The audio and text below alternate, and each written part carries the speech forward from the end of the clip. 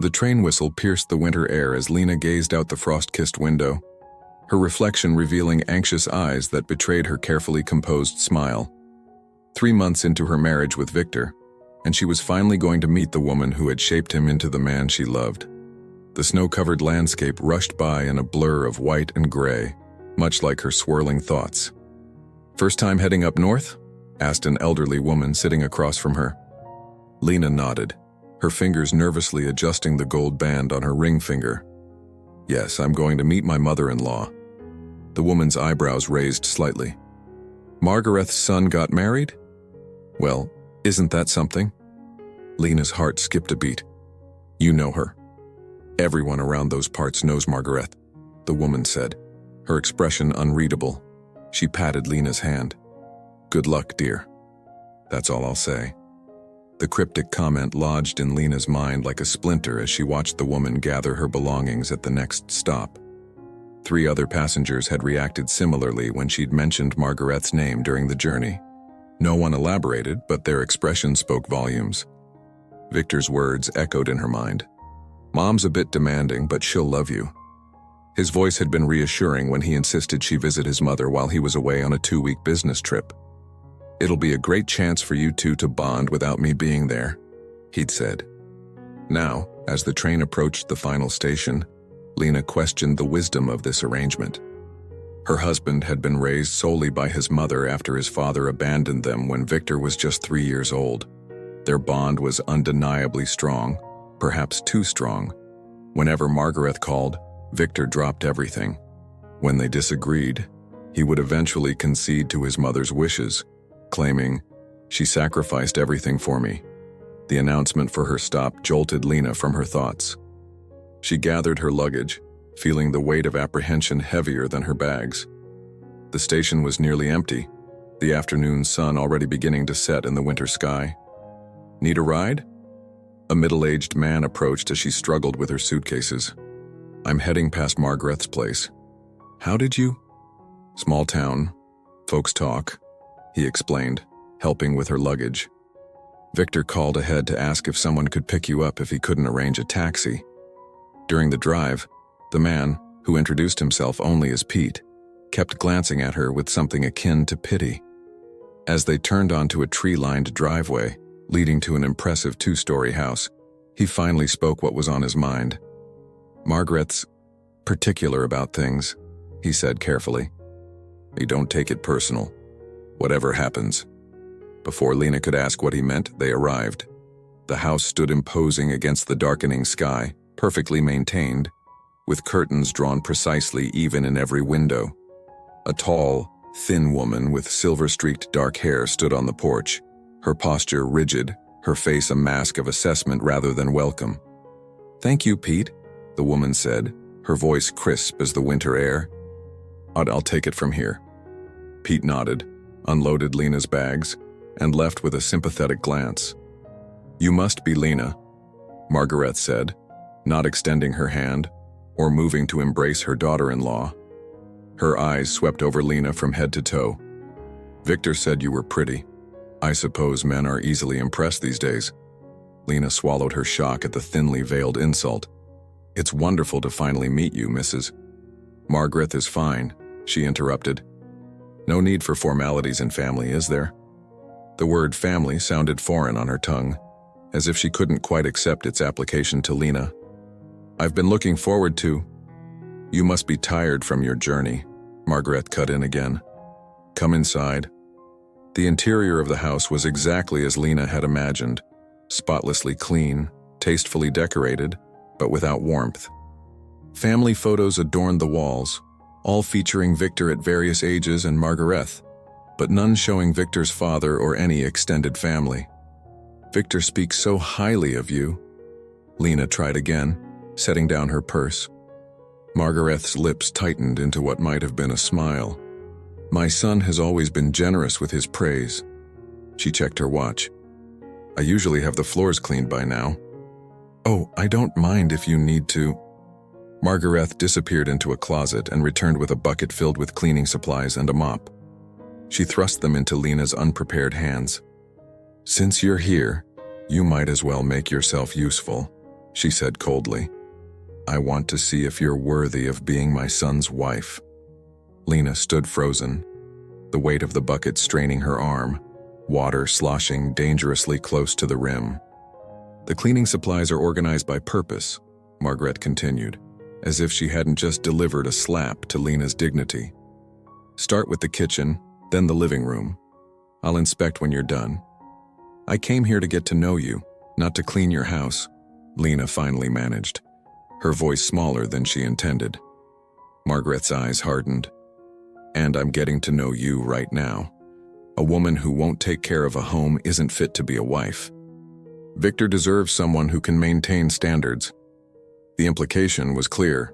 This was a test, and failure meant disapproval. Lena thought of Victor, of how important his mother's opinion was to him.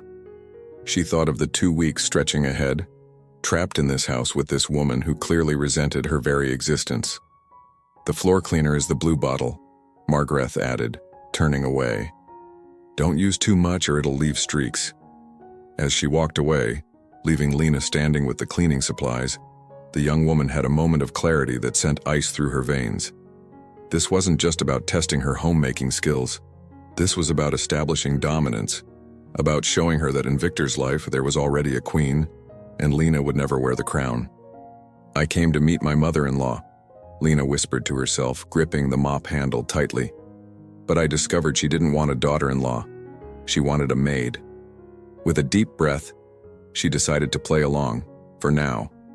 But as she filled the bucket with water, a resolve hardened within her. She would endure this test, but she wouldn't be broken by it. For the first time since arriving, Lena wondered just how much her husband knew about what awaited her in his childhood home. Lena scrubbed the kitchen floor on her hands and knees, her back aching from 3 hours of continuous cleaning. Every surface gleamed, yet she knew Margareth would find fault.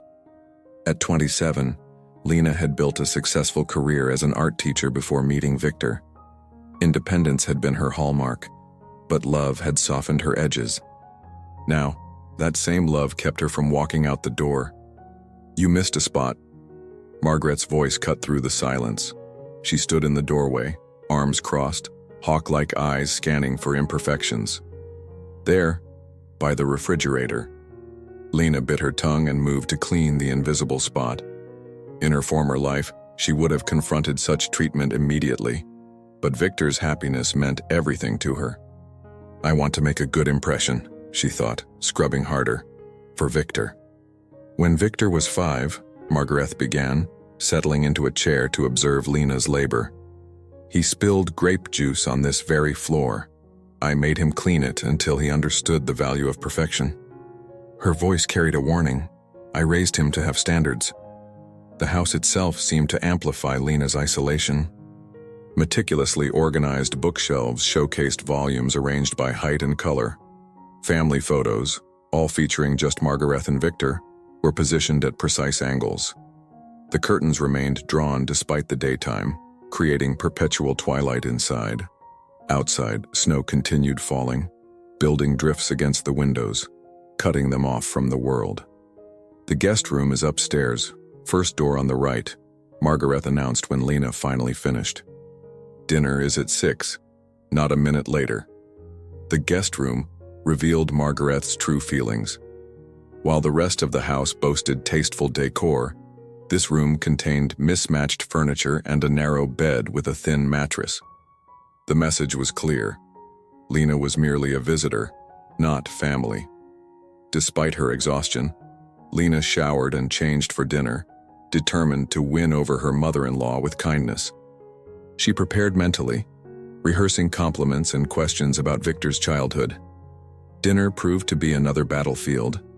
Lena offered to help cook, only to be relegated to washing vegetables, which Margareth then re-washed, claiming they weren't clean enough. Every attempt at conversation was met with clipped responses or cutting remarks. "Victor mentioned you're an art teacher," Margareth said, slicing her chicken with surgical precision. "A hobby job, really? Not something a dedicated wife could continue after children arrive." Lena's phone rang, Victor calling as promised. Her heart leapt at the familiar ringtone. "How's it going?" his warm voice asked. "Are you two getting along?" Margareth's eyes locked onto Lena's, cold and challenging. In that moment, Lena understood the hidden ultimatum: complain and prove herself unworthy, or pretend all was well. "Everything's fine," Lena lied, her voice unnaturally bright. "Your mother's been showing me around." "That's great, I knew you two would hit it off. Mom can be particular, but she's got a heart of gold once you get to know her." As Victor continued speaking, Margareth's lips curved into a triumphant smile. She gestured for Lena to pass the phone, which she reluctantly did. "Victor, darling," Margareth cooed, her voice transforming into honeyed warmth. "Yes, we're having a lovely time. No trouble at all. Of course she's helping out, I wouldn't dream of treating her like a guest." Lena watched the performance with growing unease. When Margareth handed back the phone, Victor sounded relieved. "See? Nothing to worry about. Love you both." After he hung up, Margareth's mask dropped immediately. "Since you're so eager to please," she said, rising from the table, "tomorrow you can reorganize the attic. It's been needing attention for months." That night, as bitter wind howled outside, Lena huddled under thin blankets, shivering not just from cold, but from the realization that Margareth had only begun her campaign. The real test had just begun. Dawn broke cold and merciless on Lena's third day in Margareth's home.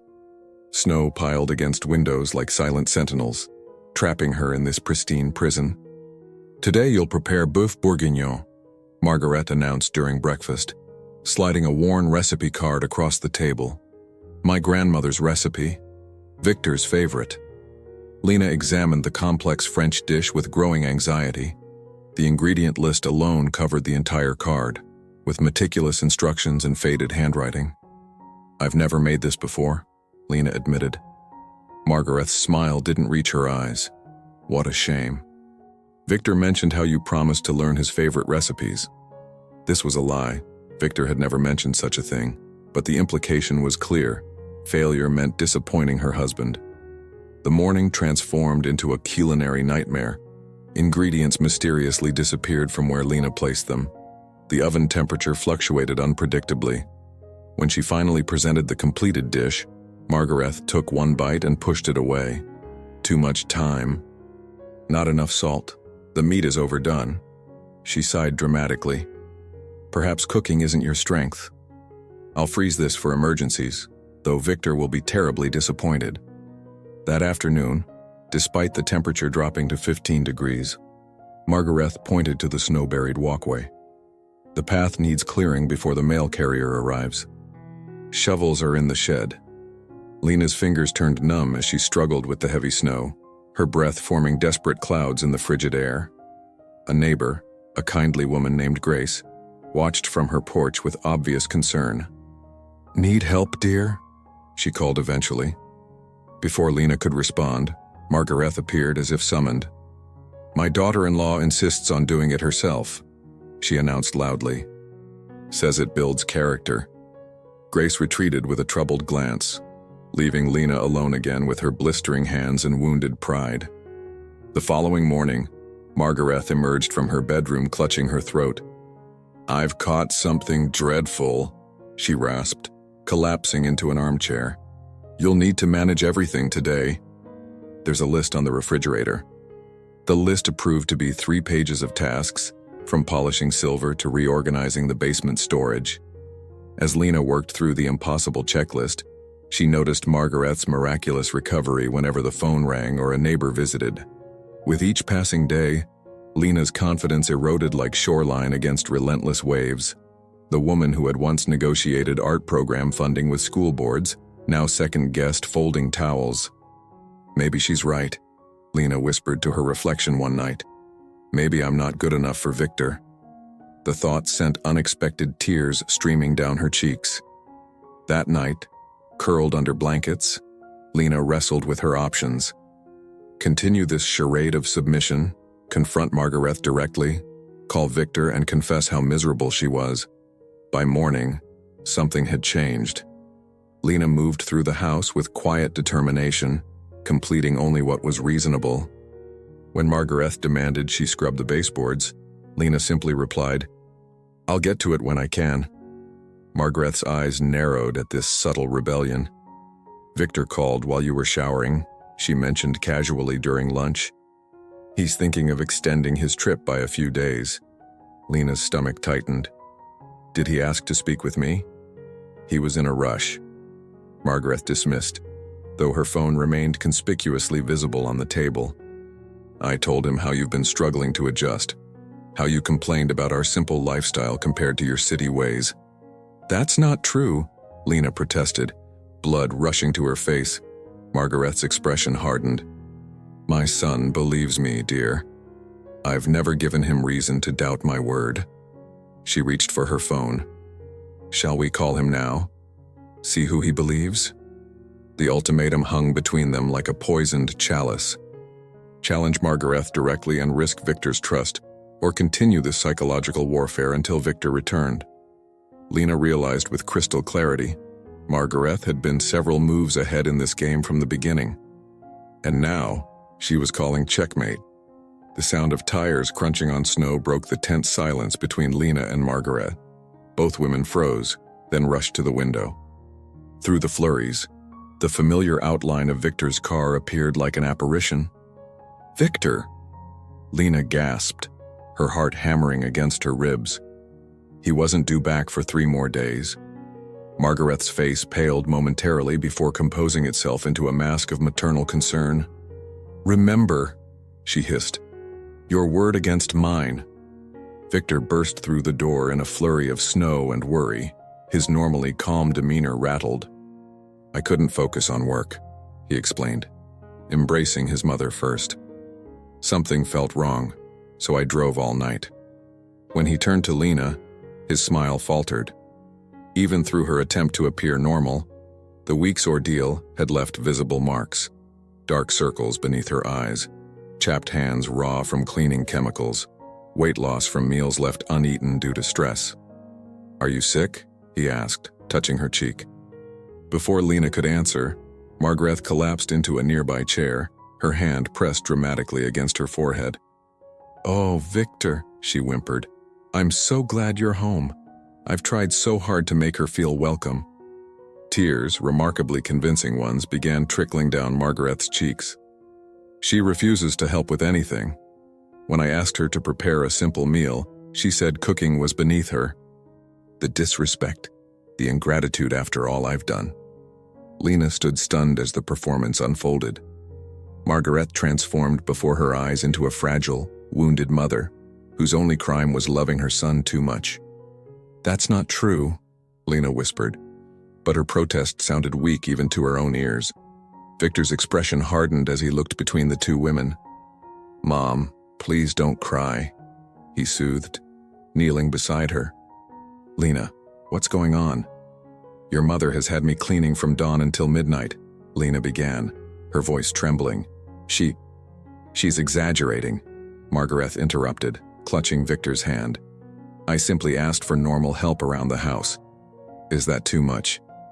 "You made me shovel snow in 15-degree weather." Lena's voice rose.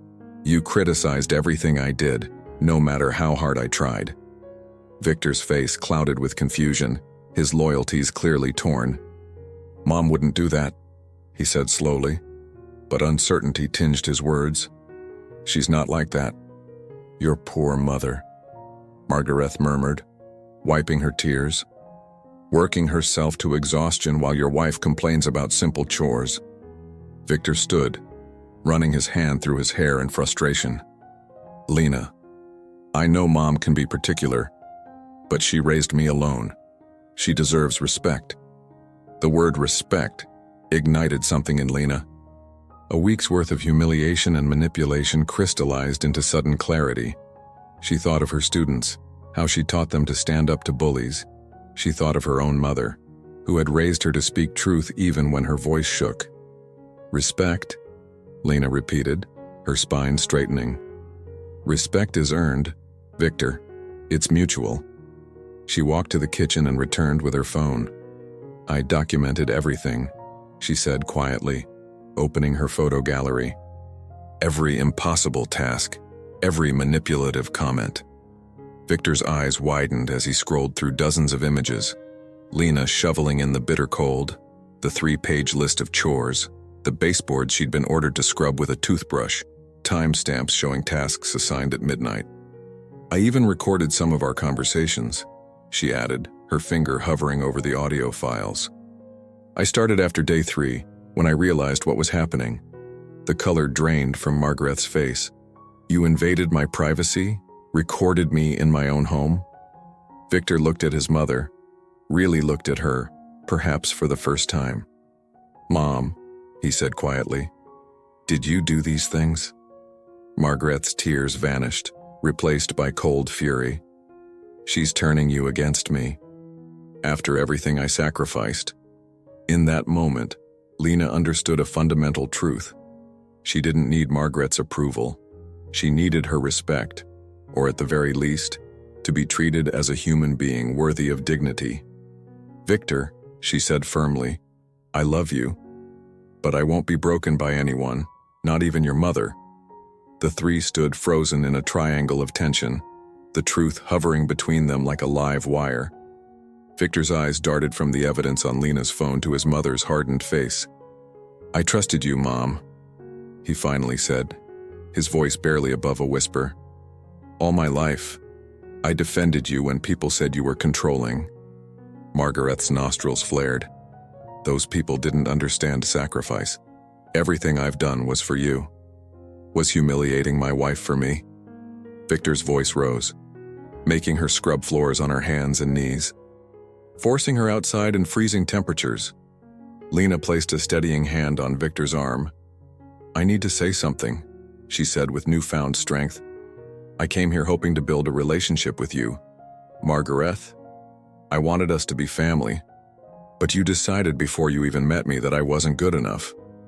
Victor scrolled through more photos, his expression darkening with each swipe. "Mom, why would you do this?" "She'll take you away from me," Margareth blurted, her composure cracking. "They always do. Your father left us, and now she'll make you forget everything I've done for you."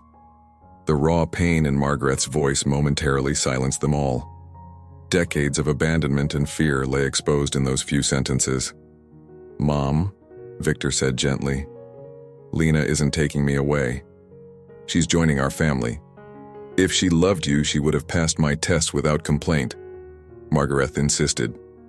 Victor squared his shoulders, looking suddenly older than his 30 years. "No, Mom. If you loved me, you would accept the woman I've chosen." His voice grew firm.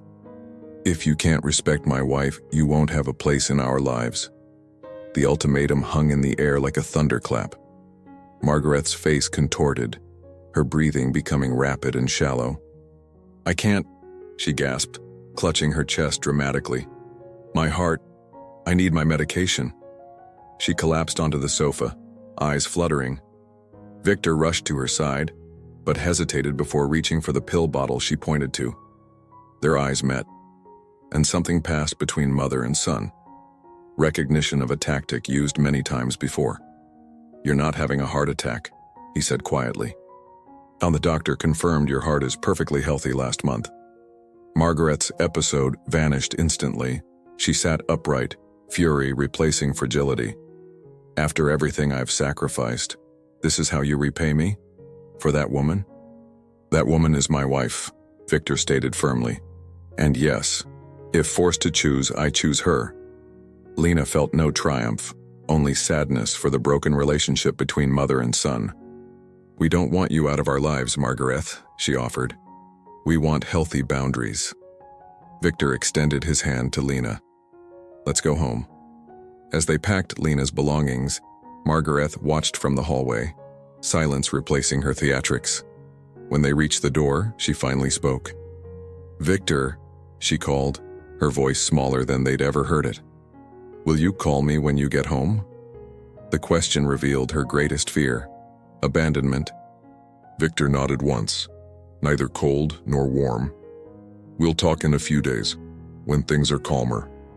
As they drove away through the snow, Lena glanced back at the house.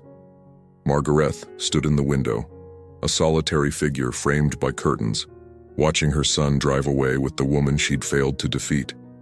For the first time in decades, Margareth faced a truth she'd been running from. Control wasn't love, and now she had to learn the difference, or risk losing her son forever. On the snow-covered road, the silence between Lena and Victor was not tense but understanding.